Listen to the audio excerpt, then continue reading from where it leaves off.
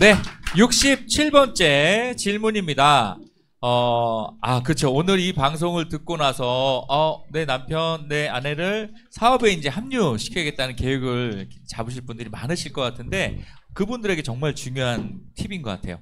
나중에 사업에 합류하는 배우자에게 해주고 싶은 말이 있다고 합니다. 어떤 말을 해주고 싶을까요? 요 얘기죠. 네. 네, 저도 지금은 말할 수 있다. 오늘 말을 하겠습니다.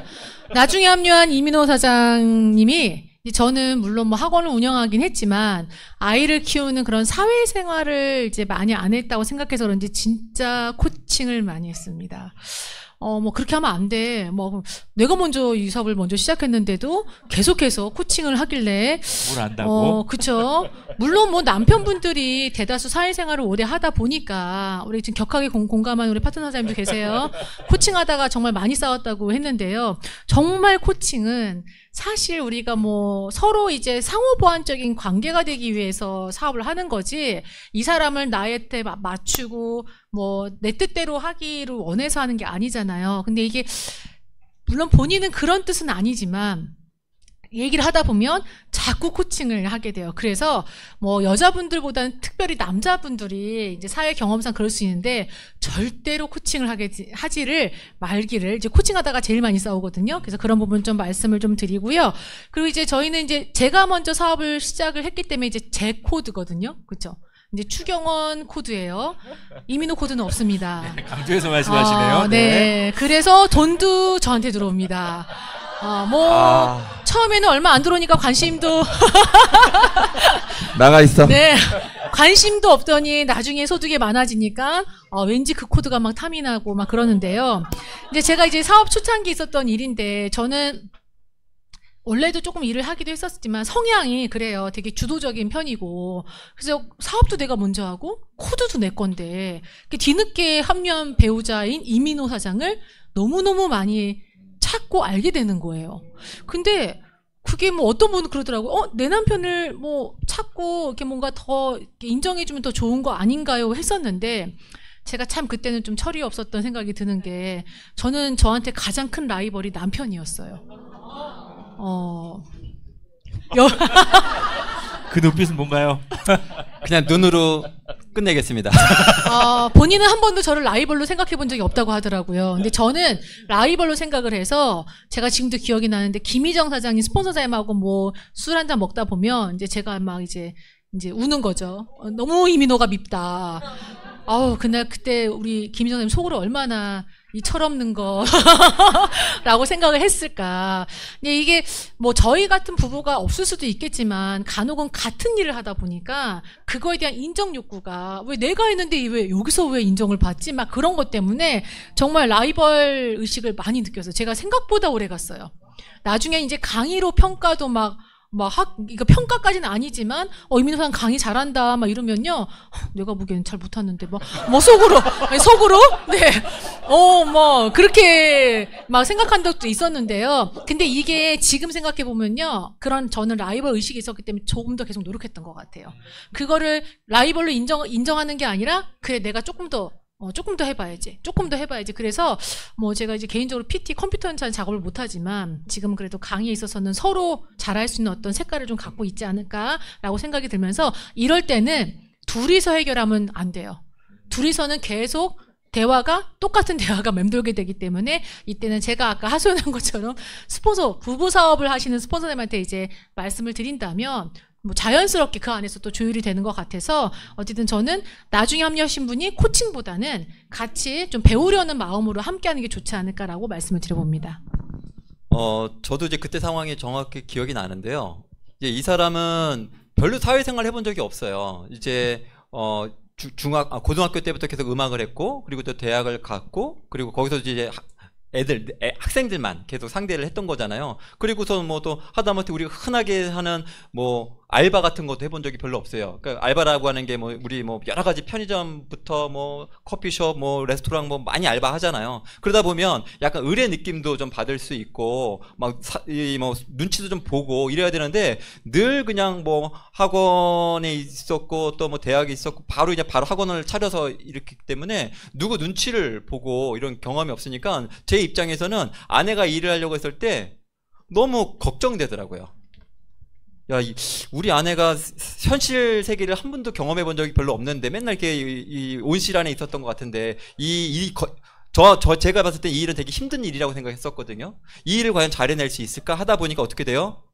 반대할 때도 이렇게 또 뭐 여러 가지 마음에 아픈 말을 많이 했지만 이제 응원을 하는 입장에서도 계속 한마디씩 한마디 조언해 주는 게 이 사람한테는 잔소리가 됐었고 또 듣기 싫었던 거죠. 그래서 나중에는 그만 얘기하라고 정확하게 모르면 얘기하지 말라고 이렇게 딱 얘기를 해서 뭐 어쨌든 그런 과정들이 좀 있었던 것 같은데요.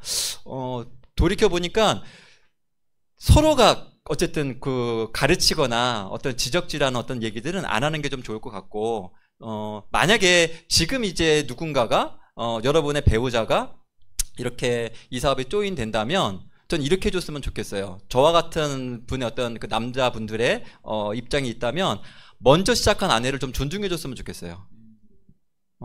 어쨌든 모르잖아요. 배우자들은 뒤늦게 합류했기 때문에 네트워크 사업이 무엇인지 모르고 있단 말이에요. 그냥 나름대로 알고 있는 거지. 근데 나름대로 아는 거하고 배우자가 한 달이든 3개월이든 6개월이든 먼저 이 사업을 시작한 거라면 분명히 다르거든요.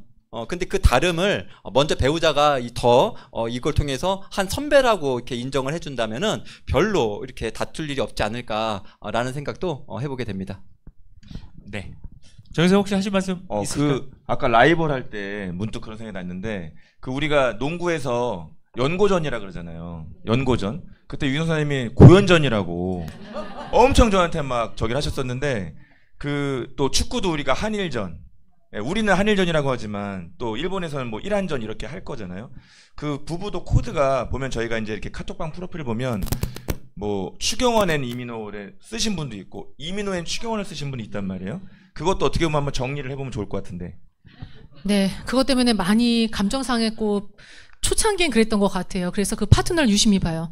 그래, 누구를 먼저 이별 스피치 할 때 누구를 먼저 얘기하는지 보자라고 했는데 이걸 이제 그때는 그런 어떤 뭐 규칙이 없었기 때문에 사실 그냥 부르는 대로, 그러니까 그냥 내가 부르기 편한 대로 뭐 이민호 추경원 사장님이 됐든 저희도 마찬가지예요. 이명진 배준 사장님 이렇게 얘기한 듯이 했는데 지금은 저희가 이제 코드자를 먼저 앞에 불러주는 게 맞다. 왜냐면 저희가 이게 상패나 아니 이건 제 생각은 왜 웃으시는 혹시 코드자가 아니신가요? 네, 왜냐하면 그래야지만 모든 어떤 여행을 가도요 추경원의 동반인이 되는 거지 이민호라는 이름보다는 그렇게 돼요. 그래서 이건 어쩔 수 없는 현실이니 그냥 받아들이시고 그렇다고 뭐 이걸 내가 코드를 뭐 바꾸고 싶다면 바꿀 수도 있긴 합니다. 하지만 바꾼다면 또 그만큼의 또 책임감도 필요하기 때문에 저 여기서 할 말이 있습니다. 네. 말 끊지 않기로 했잖아요. 네. 힘들겠다. 나가 있어. 사업 초창기에는 이 사업에 대한 이해가 안 될 때 화가 나더라고요. 아니 내가 오히려 더 많이 활동도 하고 STP도 하고 강의도 많이 하고 하는데 늘 그 PD라고 하는 직급이 됐을 때도 추경원 사장 이름만 있고 제 이름은 없어요. 네, 그 상패에도 항상 추경원 사장의 이름만 있지 제 이름은 없는 거예요. 그리고 어디 여행 갈 때도 마찬가지로 저는 늘 동반인이지 약간 이렇게 뭐 덤으로 가는 약간 이런 느낌을 받으니까 야 이거 뭐지 이거 저는 뭐 이제 이런 명예욕이나 이런 게 없다 보니까 뭐 카톡방에서 뭐 추경원 이민호 사장님이라고 하든 이민호 추경원 사장님이라고 하든 별로 저는 이제 그런 거에는 개의치가 않는데 중간중간 과정인데 그런 게 조금 마음이 이렇게 좀 불편할 때가 조금은 있긴 했었어요. 솔직히 사람이니까. 근데 지금은 너무 감사하죠. 그런 거하고 전혀 상관없이. 왜냐하면 만약에 이 사람이 이 사업을 시작하지 않았다라면 전 지금도 그렇게 힘들었었던 직장 생활을 지금도 해야 되고 몸이 지금 더 안 좋아졌을 건데 누가 이름을 앞에 부르던 그게 중요한 게 아니고 이 사람의 탁월한 선택 덕분에 이 지금 메나테크의 삶을 살고 있는 것이니 너무너무 고맙습니다. 네. 무섭긴 무서운가 보다. 그쵸. 지금 수습하는 중인 거예요. 네. 집에 가서 뭐라도 얻어 먹으려면 같이. 얼마나 무서우면 밥은 얻어 먹어야 되잖아요. 네. 네. 67번째 질문에 대한 또 정리를 한번 해보도록 하겠습니다. 나중에 사업을 하는, 합류하는 배우자에게 해주고 싶은 말이 어떤 거냐, 이렇게 대한 질문에서 정리를 하자면, 코칭하지 말고, 그리고 지적질 하지 말고, 서로를 인정해줘라. 그리고 일부러 존재감을 드러내려고 하지 마라. 자연스럽게 존재감은 생긴다. 이렇게 정리하면 좋을 것 같습니다. 자, 그러면 다음 질문으로 넘어가 보도록 하겠습니다.